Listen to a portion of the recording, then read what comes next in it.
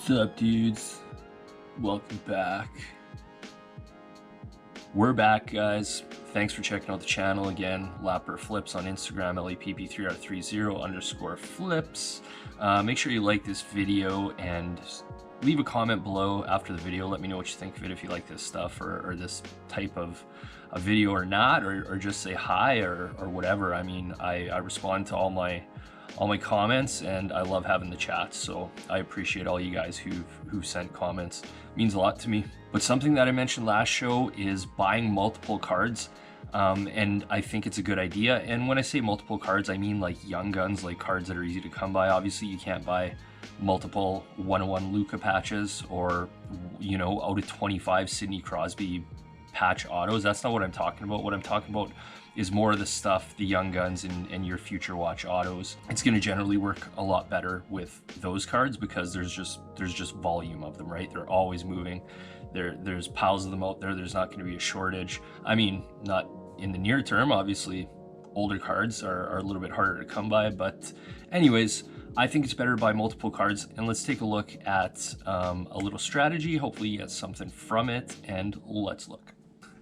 Take two.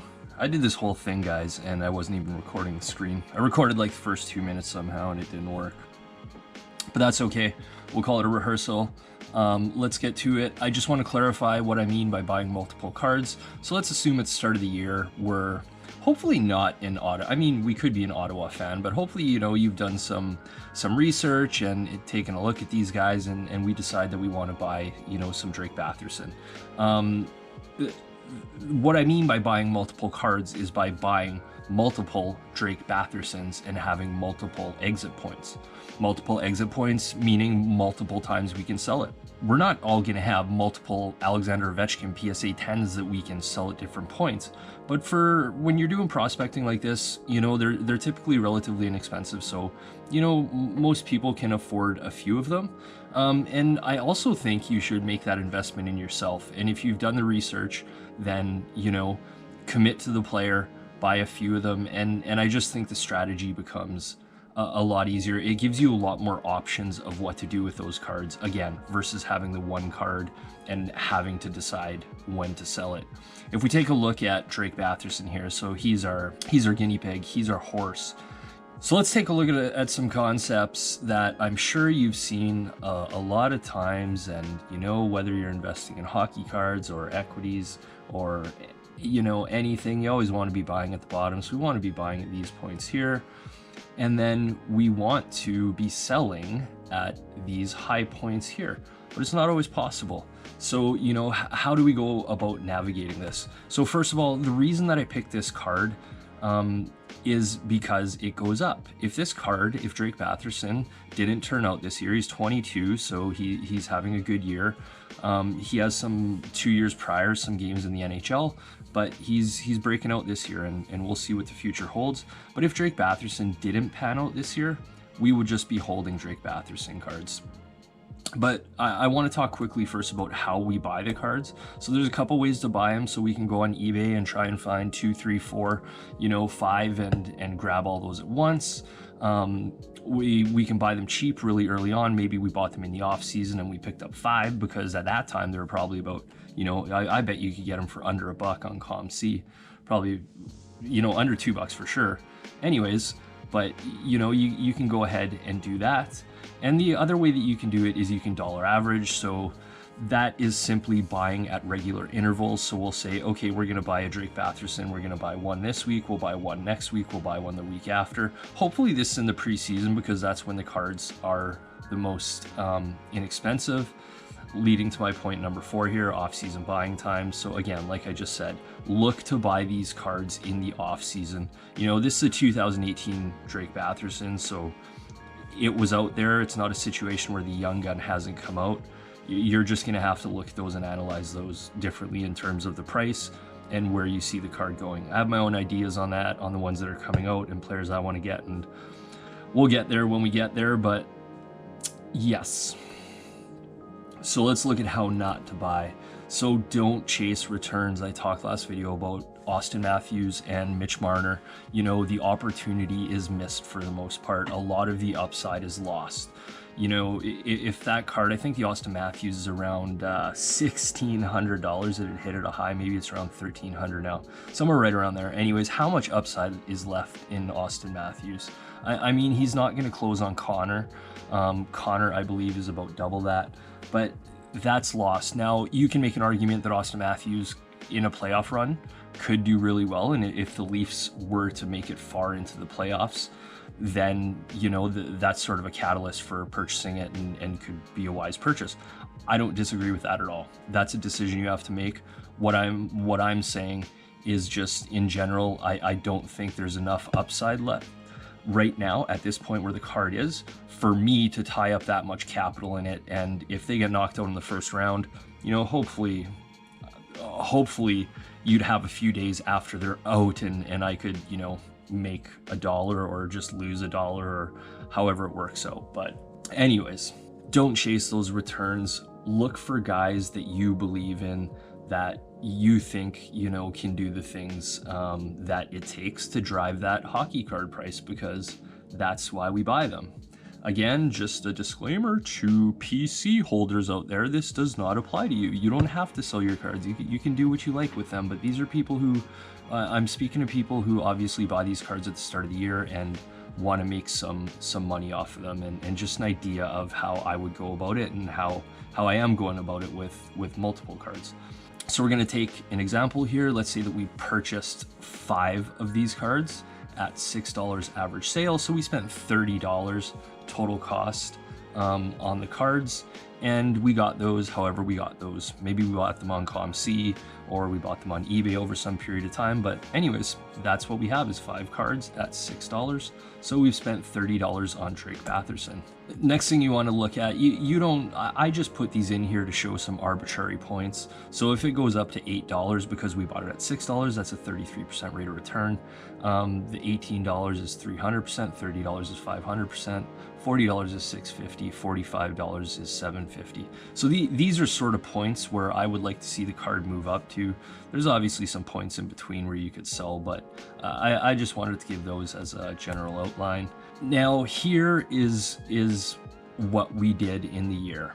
So you notice in the position where I made the sales, or the point of the graph where I made the sales, I never put it at the top. I never put it at the peak, because you're just not going to catch that peak. It's just extremely difficult. So we have, you know, we made an $8 sale relatively early on. This is actually before the season started, but the hypothesis is the same. So we sold it for $8. Then, you know, the season went on. He got off to a good start. It looks like someone paid almost $30 for him pretty quickly, but another person paid, you know, way down here for him. Anyways, we managed to sell one for $18. Remember, we only purchased it for $6. So we did pretty good selling at $18 there. Now this point right here in the graph is where things can really turn. If Drake Batherson wasn't producing at this point, and his graph just sat flat, as it has sat flat for most of this area here, if it just sat flat, then I would likely be holding them. Maybe I would sell another one at, you know, if I can get up to 14 bucks for it or something, just to recoup some of your money. And there's nothing wrong with selling a card for 14 bucks when you paid $5 for it. In this case, you know, we held on, and then we really saw Drake Batherson taking off, and maybe we were watching him play and we knew that things were going good, so we were going to hold on a little bit. And again, I'm not selling at the peak here, so we made a sale here at $27, and we held on even as he spiked up at almost $45, came back down, and now he's sitting at about $36, and that's current date, and we sell one more of those. Okay, so we've sold at multiple points. Now let's take a look at what happened. We sold one at $8, $18, $27, $36, and we sold, the total of that, the sales there, is $89 we have in our pocket. So that profit is $59 because we spent $30 on the cards, giving us a $59 profit. Very nice. 100% return. That isn't 100% return. I messed up on this PowerPoint. That is obviously 200% return because we spent 30 and we made 60. My math says that that is 2 times. anyways, 200%. I'm not going back and fixing the slideshow. I spent enough time on this bloody thing, so 200% we've done already. And we have a card in hand, so that's pretty sweet. The question is, what do we do now? We have one left. And I'll tell you, this is a real life situation right now. Like, we can have a Drake Batherson, and this is a current graph of where Drake Batherson is. And what would we do with that card? The only thing I know that I would do with that card is that I would sell it by the off season. I'm not going to carry that into the off season because Drake Batherson has zero chance of making the playoffs. And as soon as they get knocked out and playoffs start going, you're going to see cards just naturally fall. That's nothing against Drake Batherson. That just seems to be the way that the market goes. We watched it last year. I expect the same this year. People are going to the lake. People are doing their fun summertime tanning, all that good stuff. And they're just not paying attention to hockey cards. So they're going to go down naturally.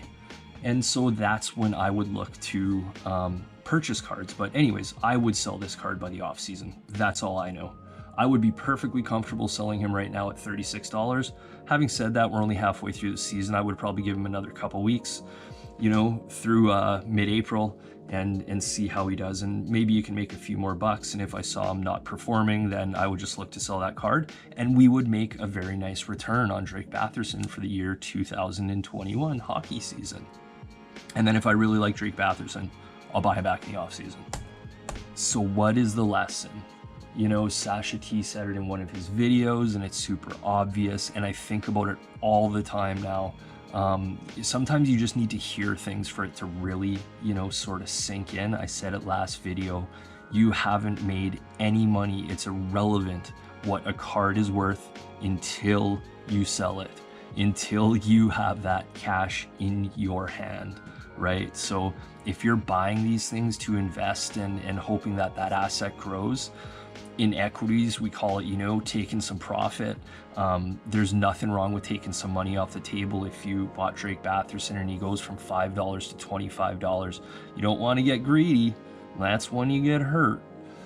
So just think about that, guys. I hope you got something from that. Please leave me a comment below. I truly appreciate it. I appreciate you guys watching. Check me out on Instagram, LapperFlips, LAPP3R30_flips.